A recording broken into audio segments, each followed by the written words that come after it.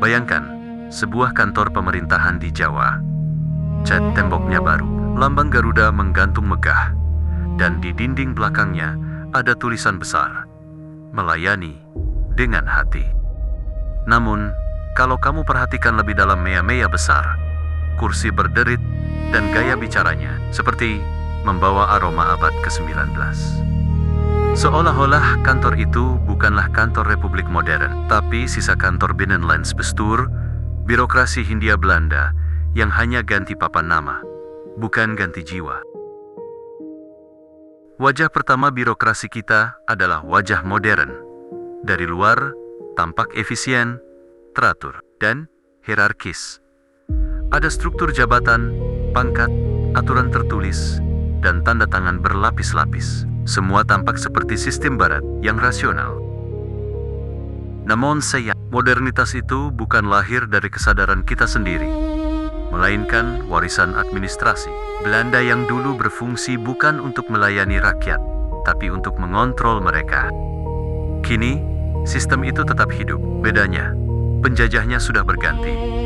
Dulu kulitnya putih, sekarang berbatik. Wajah kedua birokrasi kita lebih halus. Wajah tradisional, ala keraton dan priai.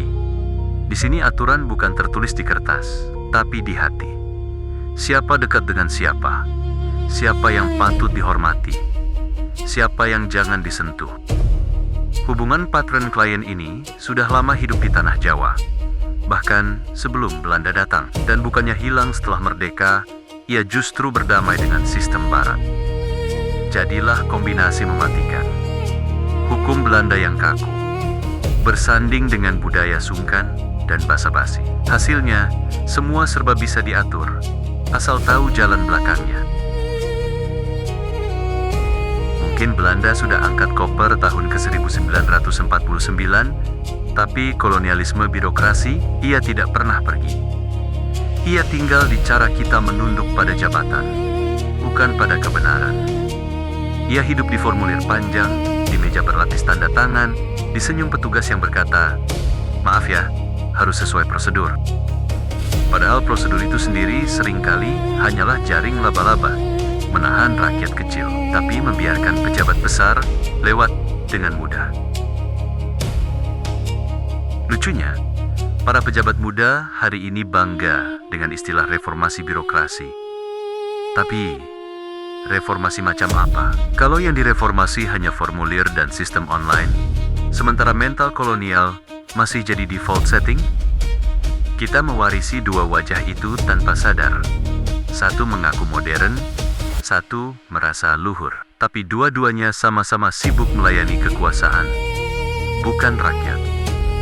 Dan ketika rakyat protes, mereka disebut tidak tahu tata krama. Itulah saat kita sadar, sopan santun bisa jadi alat untuk menutup mulut yang lapar keadilan. Coba perhatikan, kantor pemerintahan sekarang mirip keraton kecil. Ada abdi dalam, berpakaian batik, ada raja kecil di ruangannya, dan rakyat harus mengetuk pintu 3 kali sebelum bicara. Setiap keputusan bergantung pada restu atasan, bukan logika aturan. Begitulah, birokrasi kolonial tak pernah mati. Ia hanya berganti seragam dan belajar pakai Zoom meeting. Dan setiap kali kita berbaris mengurus surat, kita sedang melakukan ziarah ke sisi feodalisme yang masih hidup. Birokrasi Jawa modern adalah cermin retak dari masa lalu. Satu sisi memantulkan citra modernitas, komputer, sistem digital, jargon pelayanan publik.